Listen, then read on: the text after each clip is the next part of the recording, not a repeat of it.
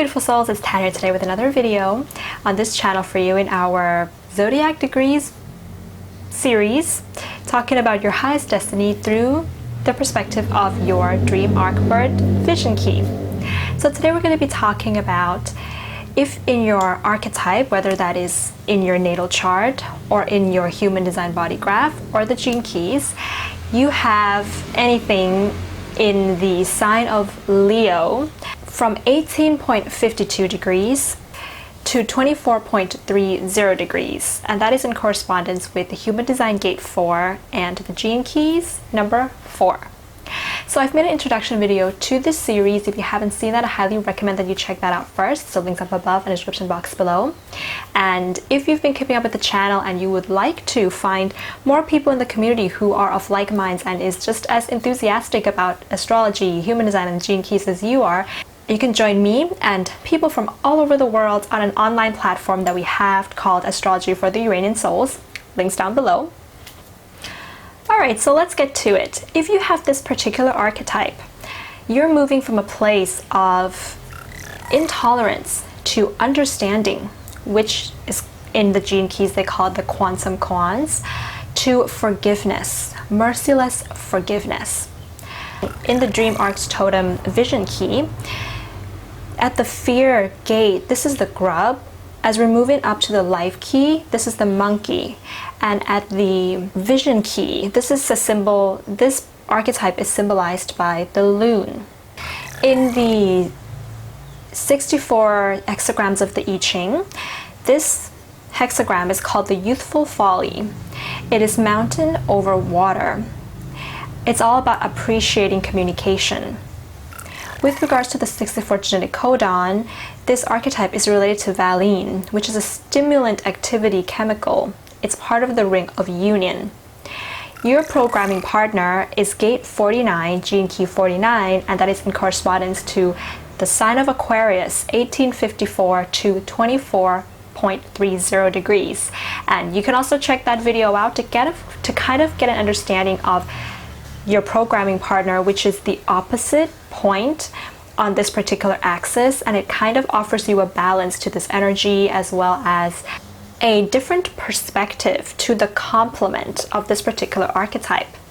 Within human design, this gate is located in the ajna. It's part of the channel of reason, connecting gates 4 with 63 within the stream of service.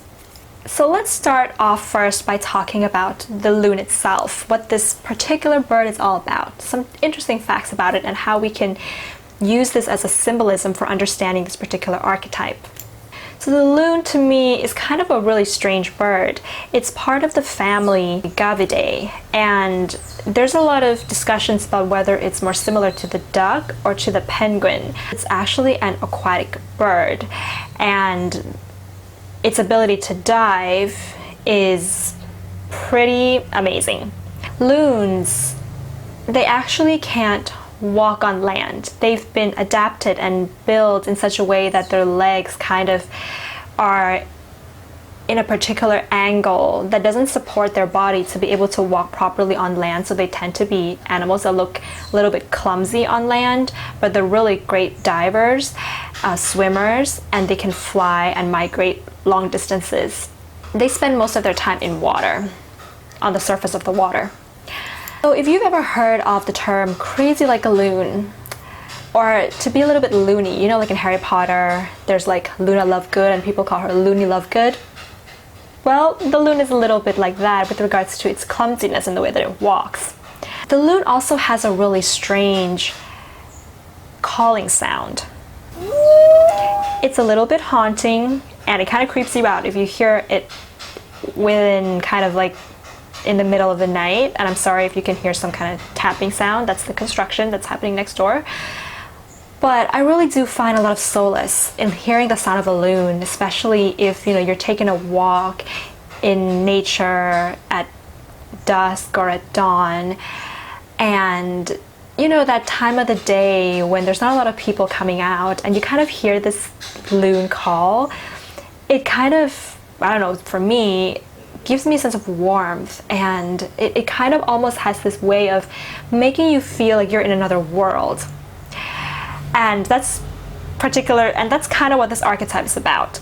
So because the loon can't actually walk properly, so when the loon wants to take off into flight, it can't do so quite easily like a duck would, but it can fly, unlike the penguin. So the loon, if you've ever seen a loon take off on the surface of the water, I'm going to show that to you right now.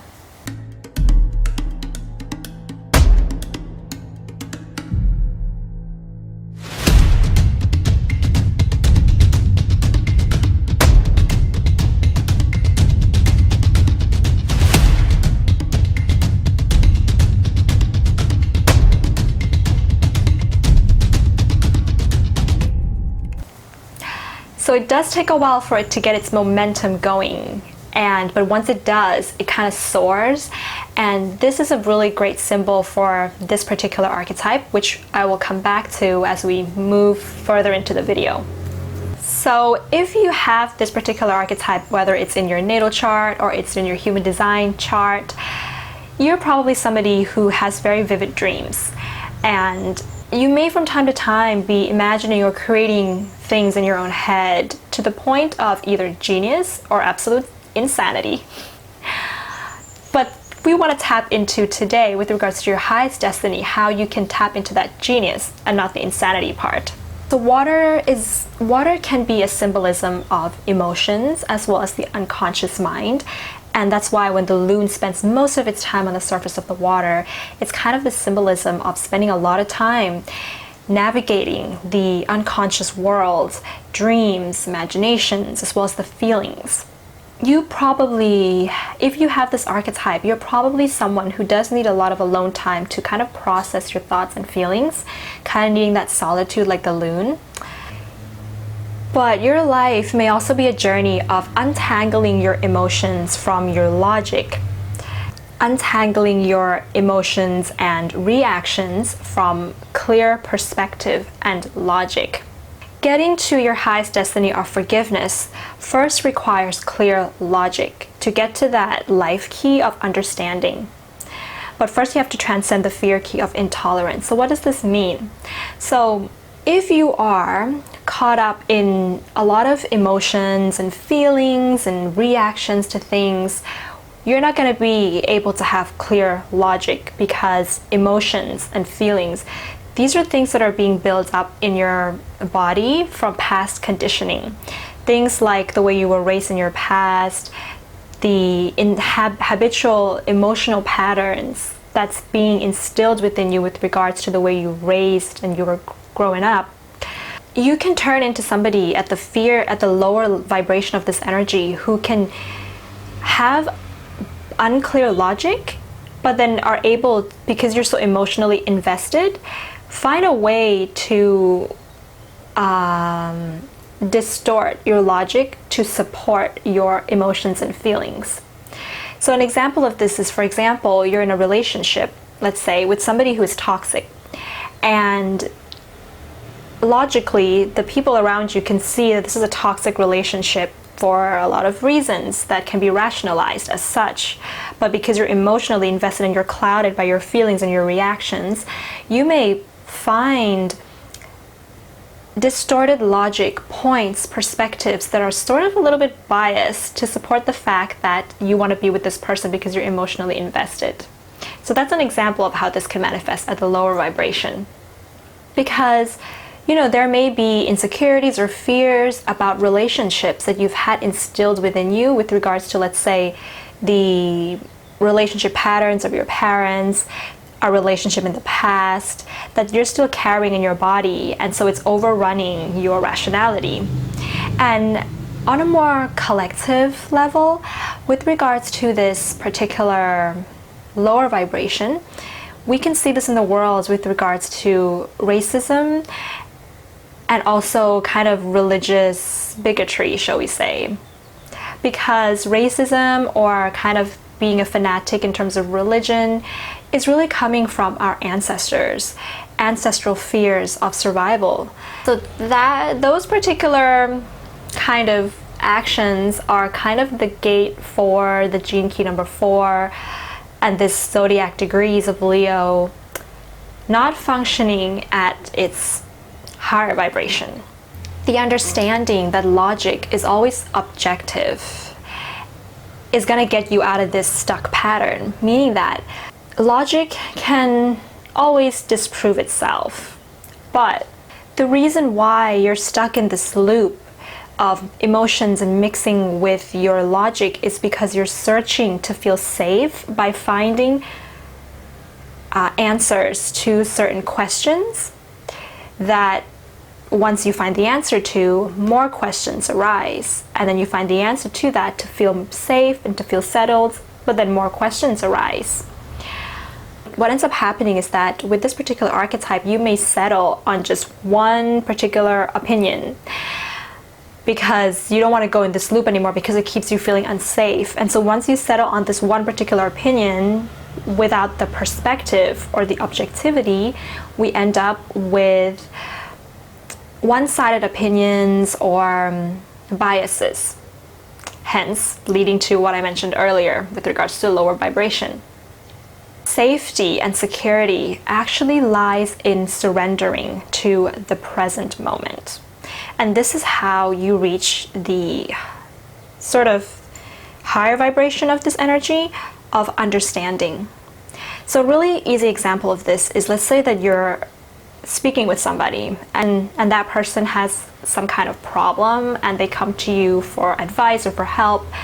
If you guide them through by offering them solutions, they're gonna come up with some more questions, and you can offer more solutions, but then there'll be more questions.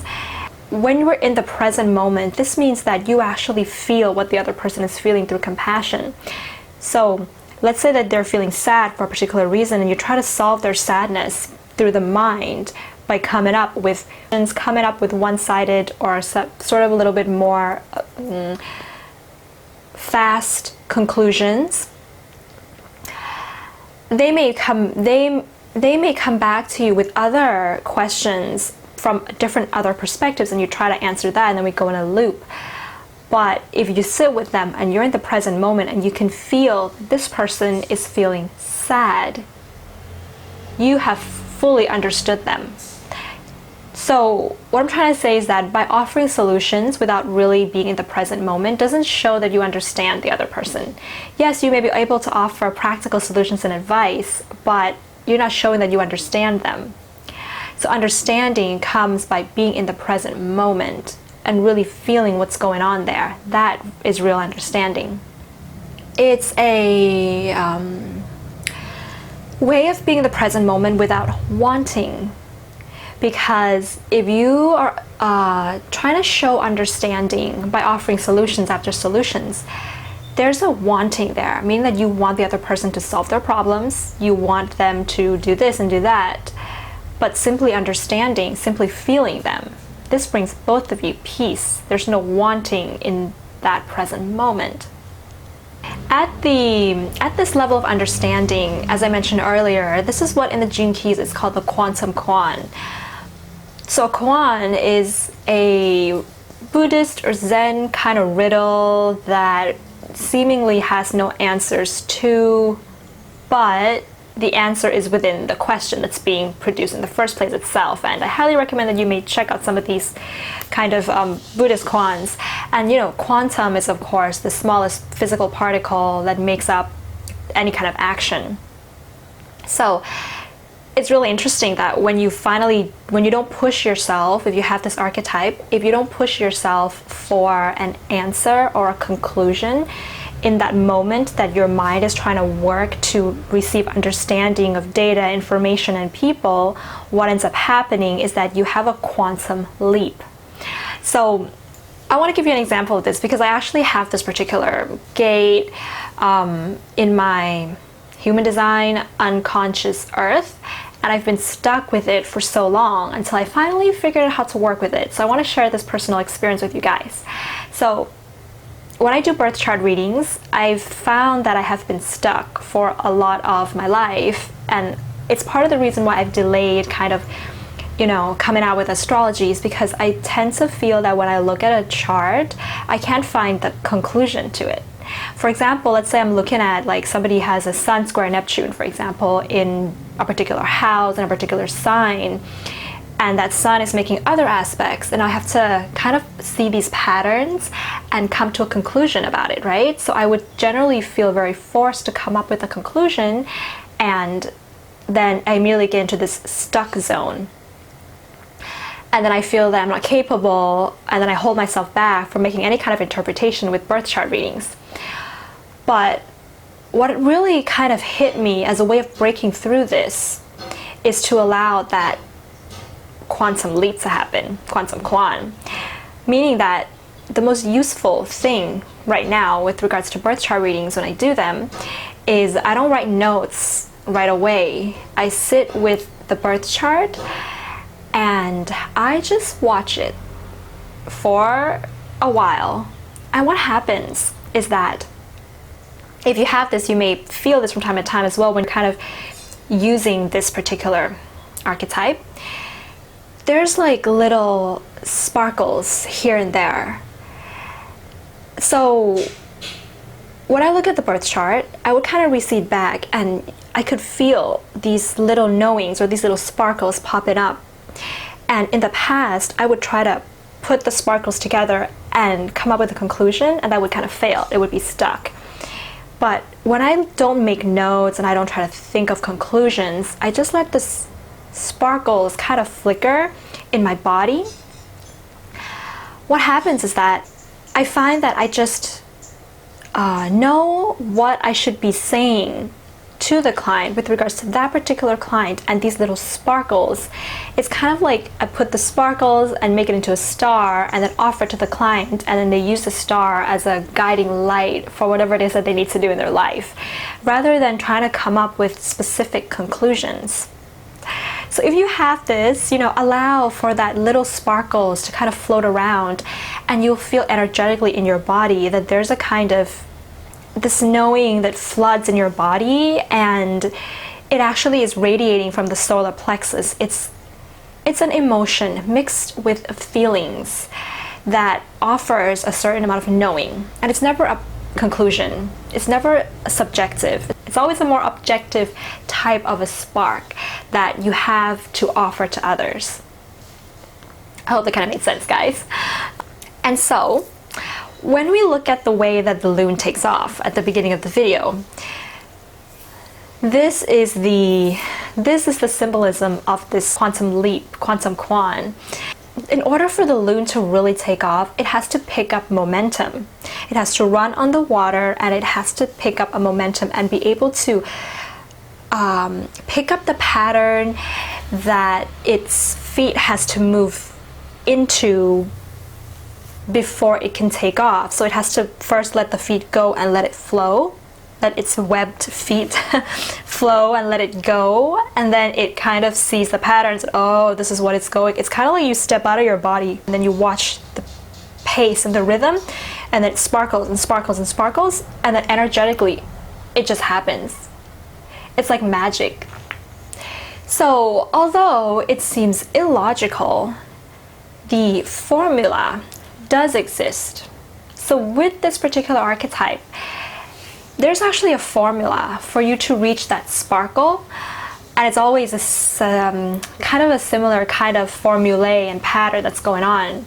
And so if you have this archetype, your real gift in the material world may actually be to create formula, whatever that means for you, whether that's a kind of technological advancement or formula, or whether that is a formula for a better system or society, or whether that's being able to pick up, symbols like astrology and human design and be able to use that for something. These are all formulas. So how can you sort of collectively use this archetype? So this requires us to look at your programming partner of gate 49, because gate 49 is an Aquarius gate, and it's the gate of revolution. So there's a way in which you, if you have this gate, see the flawed or one-sided principles that lies behind a lot of the systems that we have in the world right now.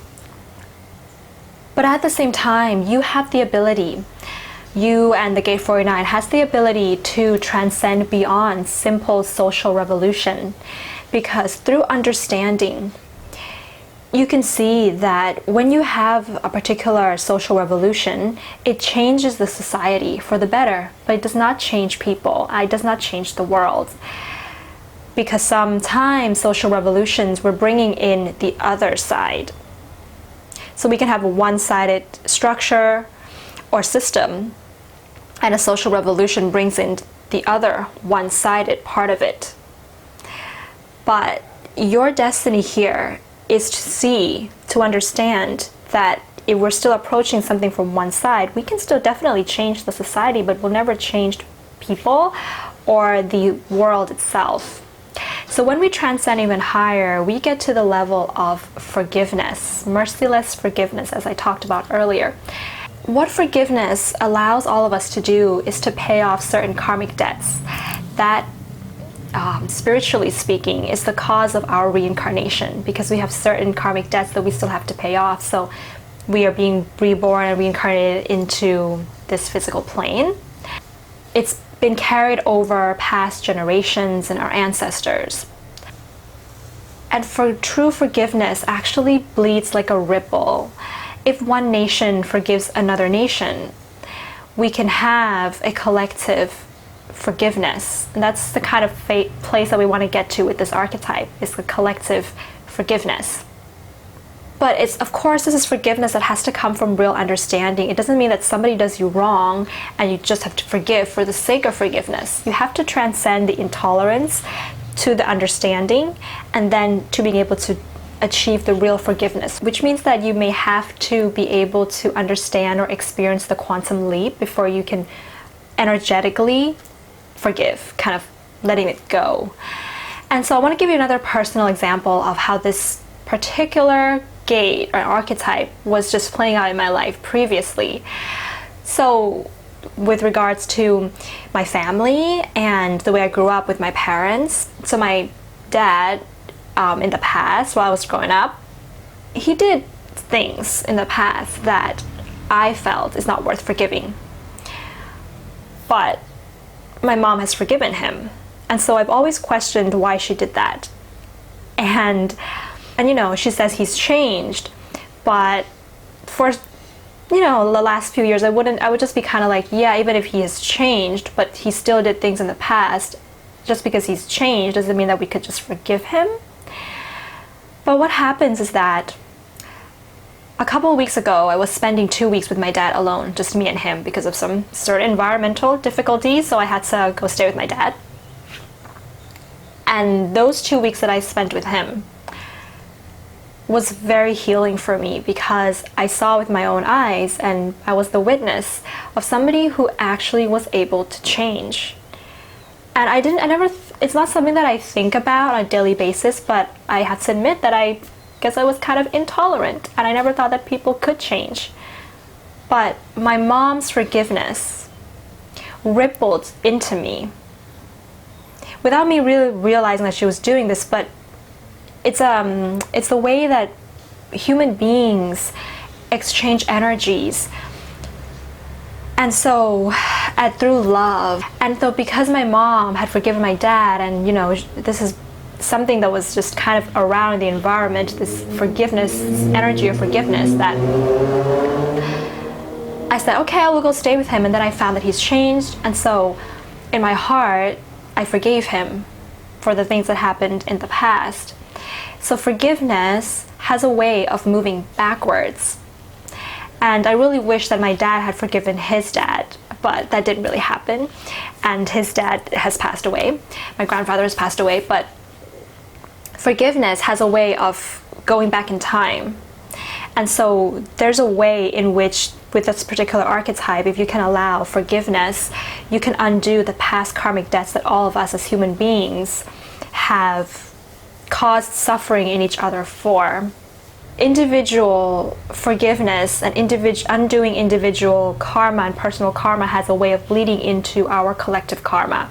If we could not only do this on an individual level, but also at a level as big as nations, systems, governments, and authorities. And it really comes from being able to have that quantum leap of understanding the interconnectedness that we all have with each other. What happens then? Because I just said earlier that The reason why we are being reincarnated is because we have a certain karmic debts that we haven't kind of untied the knots yet. Well, the funny thing about this particular archetype is that once we undo all our karmic debts, we may not exist. It may be the ending of this world as we know it, but it is not the ending of our connection to the source. It puts us closer to the source and maybe out of this material reality. But we'll never know. That's in theory. If you have this, I would highly recommend that you check out your programming partner, Gate 49, Gene Key 49, Zodiac sign of Aquarius, 18.52 degrees to 24.30 degrees. And if you have any questions about this archetype, do leave them in the comments below. I'll try to answer them if I can. And if you like this video, give it a thumbs up and hit the subscribe button below if you haven't. If you already subscribed, then thank you very much for coming along. Of course, I do birth chart readings, synastry, and relationship readings. All the information is on my website. You can check that out. And yeah, I'll see you soon, beautiful souls, with the next video in this series. Bye.